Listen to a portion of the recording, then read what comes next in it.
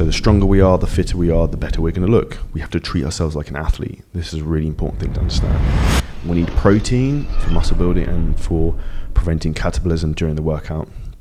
We need carbohydrates to keep glycogen levels high during the workout so we can maximize performance and maximize the pump, which aids in terms of muscular hypertrophy. Now, you don't need to add extra fats normally, but it depends on person to person. For me, I tend to burn through the carbohydrates very quickly. So what happens if I have a meal that's just protein and carbohydrates when I work out, my blood sugar level spikes and it drops really quickly. Now, what fats do is slows the release of carbohydrates. 1 gram of protein per kilo of body weight. And in terms of carbohydrates and fats, it really just depends in terms of where your goal is at. So if you want the secret to building more muscle, burning more fat, and making life simpler for you, whilst accelerating your metabolism, stay tuned because I'm going to share this with you. Now, the secret of this is actually fueling your gains and fueling your body around the workout window. So in this podcast, I'm going to break down for you what you should be eating pre-workout, what you have during the workout, and what you'd have after the workout, and why. So stay tuned. Have a pen and paper handy too as well. It's the last tip, the best one. Now, if we break down why this is important, we need to fuel our body for performance. So the stronger we are, the fitter we are, the better we're going to look. We have to treat ourselves like an athlete. This is a really important thing to understand. Now, when it comes to pre-workout meal, we want a combination of all 3 macronutrient groups to some degree. Now, this is obviously person dependent on where your goal is right now, whether it's just muscle building or whether it's fat loss. But the reality is you want to have at least 1 gram of carbohydrates per kilo of body weight. In terms of protein, you want to have about 0.5 gram of protein per kilo of body weight. Now, the reality with this in terms of food sources and what I'd recommend, we'll come on to in a second. But the reason why this is important, we need protein for muscle building and for preventing catabolism during the workout. We need carbohydrates to keep glycogen levels high during the workout so we can maximize performance and maximize the pump, which aids in terms of muscular hypertrophy.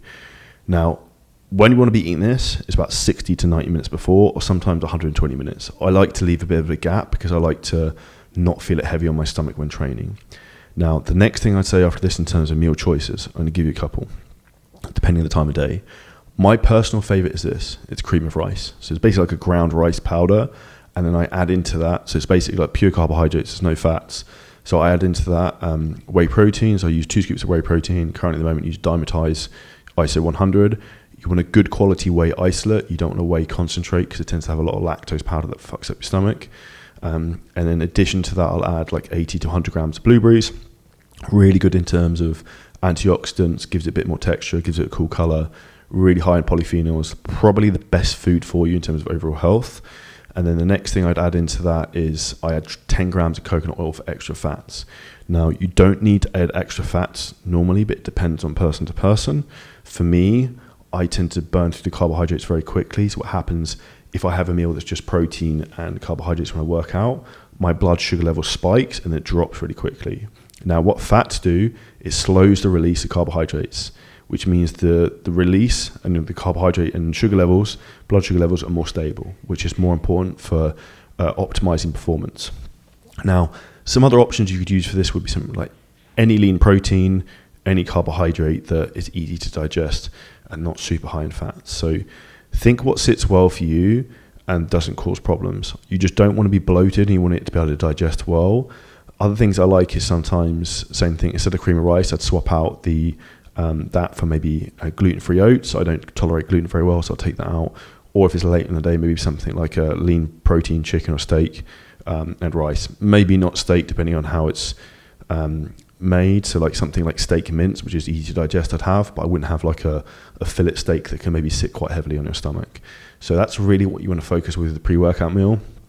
I would also make sure with all these meals you're adding plenty of salt, so at least 2 grams of Himalayan pink salt I would use to make sure that's optimized for during the workout. Now, in terms of intra-workout, we're into the workout. What are we going to do now? Now, this depends how advanced you are in terms of what you are in your goals.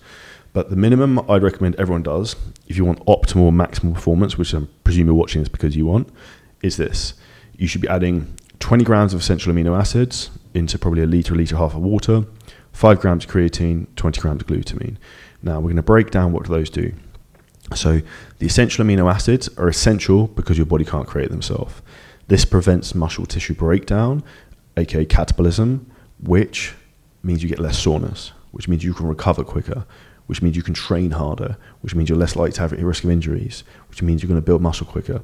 So I'd say it's worth having. Second thing to that, glutamine, amazing for gut health and also in terms of improving your nervous system. So I'd recommend adding that in. And then creatine, which is basically a stored form of energy in ATP, increases muscular strength, muscular endurance, and can also improve cognitive function. And taking all of these in whilst working out makes the most sense, because when we're working out, like 77% of our blood is in our musculoskeletal system, which means that this is going to get pulled into the muscles, which is really what we want to be looking for. Now, depending on your goal, and if you're an advanced athlete, what you want to do is this. If you're looking to build muscle, you want to be adding in carbohydrates. So I'd add in something that's a low molecular weight carbohydrate, something like cyclic dextrin, works really, really well. So for myself, I had about 25 grams in currently, but for most people, I'd recommend you use 0.5 grams per kilogram of body weight. You could also use something like fruit juice, and it's also shown to work really well if you use a 2-to-1 dextrose to fructose ratio. What does that mean? So like simple sugars like cyclic dextrin or dextrose, you could put say 20 grams of that to 10 grams of sugar fructose carbohydrates. So sugar fructose carbohydrates are things like fruit juices. So things like pomegranate juice is really good in terms of polyphenols and antioxidants. Orange juice, apple juice, all that type of stuff you can add into your intra-workout drink, and it's a really good way to get more vitamins and minerals into your diet as well. Now, if we look at the post-workout, what's the most important for you to eat then? And timing of that is this. First, I'd recommend eating when hungry. So the BS myth that as soon as you put the dumbbell down, you've got a neck of protein shake, otherwise you lose all your gains, is probably the biggest BS out there. The reality is this: you want to try and eat probably within 45 to 60 minutes after training, or generally when you start to feel hungry again. I wouldn't wait longer than 90 minutes. Sometimes after training legs, I might take a bit longer because often my stomach can feel a bit more churned up. So the reality is I'll sometimes give myself a bit more time then. Now, in terms of what to have after that, I'd recommend you have, again, 1 gram of protein per kilo of body weight. And in terms of carbohydrates and fats, it really just depends in terms of where your goal is at. So in terms of where you are right now, we need carbohydrates and glycogen to replace glycogen you've lost during the workout. So you're going to want some carbs. And then in terms of fats, you can add that in depending on where you are with your goals. But the exact amounts of that are going to fluctuate. The protein is a bare minimum requirement. Now, in terms of sources to have after training for carbohydrates, I would recommend you have easily digestible carbohydrate sources. Rice, you can even have sweet stuff. So things like, if it's hot, you can have things like sorbet if you wanted to. It's basically like pure, quick release sugars. Even like Rice Krispie Square bars, anything like cereal, if you wanted to, it's really low fat, high carbohydrates. Like Cocoa Pops, for example, or Rice Krispies, it's basically just rice. That's fine to have after training. We give that to a lot of our clients.